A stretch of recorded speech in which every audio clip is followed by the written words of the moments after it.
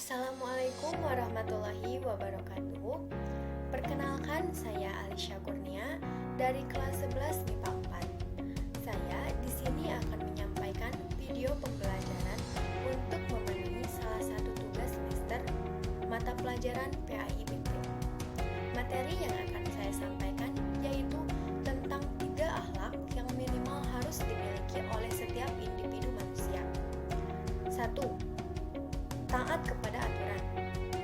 Taat memiliki arti tunduk kepada Allah Subhanahu wa taala, pemerintah dan sebagainya. Tidak berlaku curang dan atau setia. Aturan adalah tindakan atau perbuatan yang harus dijalankan.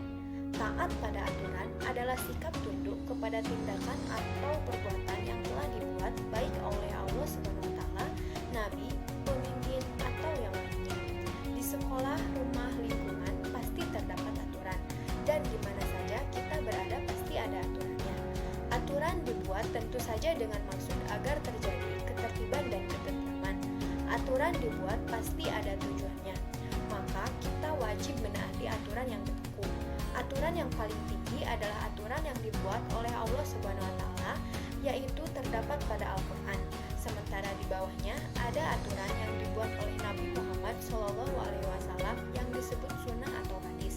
Quran Surat An-Nisa ayat 59 memerintahkan kepada kita untuk menaati perintah Allah SWT, Rasulullah SAW, dan ulil amri. Yang kedua, kompetisi dalam kebaikan.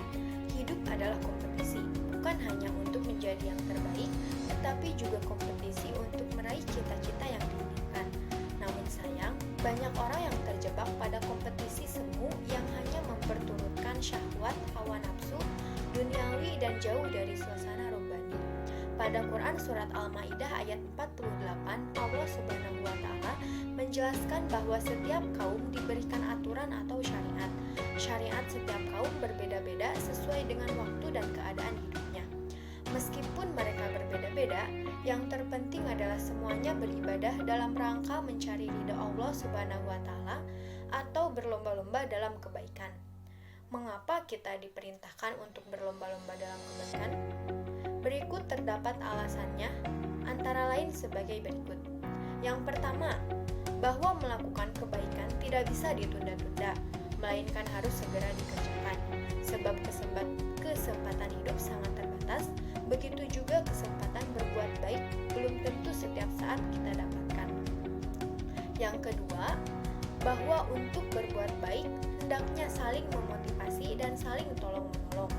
Disinilah perlunya kolaborasi atau kerjasama dengan lingkungan sekitar kita.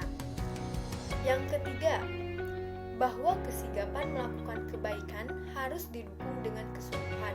Allah Subhanahu wa taala berfirman yang artinya, "Dan tolong-menolonglah kamu dalam mengerjakan kebajikan dan takwa, dan jangan tolong-menolong dalam berbuat dosa dan permusuhan." Quran Surat Al-Maidah ayat 2. 3.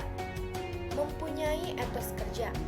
Seorang muslim haruslah menyeimbangkan antara kepentingan dunia dan akhirat. Tidaklah semata hanya berorientasi pada kehidupan akhirat saja, melainkan harus memikirkan kepentingan kehidupannya di dunia. Untuk menyeimbangkan antara kehidupan dunia dan akhirat, wajiblah seorang muslim untuk bekerja. Bekerja adalah kodrat hidup, baik kehidupan spiritual, intelektual, fisik biologis, maupun kehidupan individual dan sosial dalam berbagai bidang.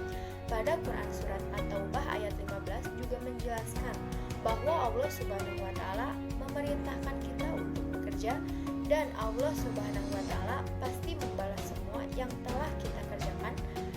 Ayat ini juga merupakan penegasan Allah Subhanahu wa taala bahwa motivasi atau niat bekerja itu mestilah benar. Sekian materi yang dapat saya sampaikan. Mohon maaf bila ada kesalahan. Wabillahi taufiq wal hidayah. Wassalamualaikum warahmatullahi wabarakatuh.